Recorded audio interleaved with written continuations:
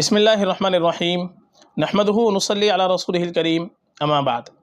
محترم ناظرین کرام، ایک صاحبہ ہیں سکینہ اسد خان، ان کا سوال ہے: السلام علیکم مفتی صاحب، منوا نام کیسا ہے، اس کا مطلب کیا ہے؟ وعلیکم السلام ورحمۃ اللہ وبرکاتہ۔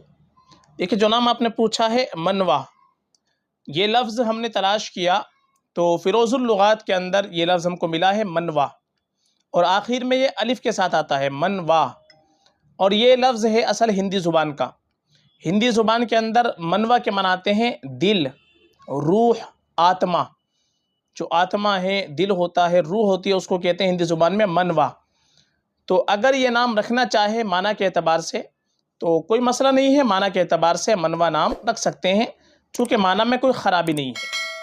البتہ بہتر ہمارے لیے ہے کہ ہم اپنی بچی کا نام رکھیں تو صحابیات کے ناموں پر نام رکھیں، ازواج مطہرات کے ناموں پر نام رکھیں، جو نیک خواتین گزری ہیں ان کے ناموں پر نام رکھیں، یہ اور بہتر ہوتا ہے، باعث برکت ہوتا ہے۔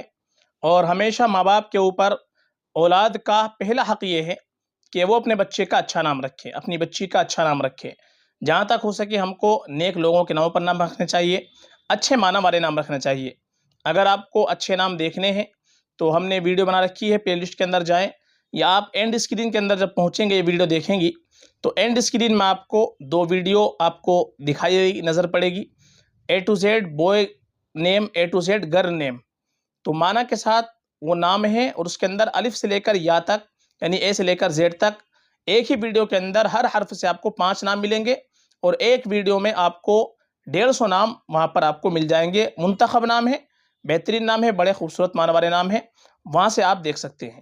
باقی منوا نام رکھنا چاہے تو یہ نام بھی رکھ سکتے ہیں، معنی میں کوئی خرابی نہیں ہے، فقط واللہ عالم۔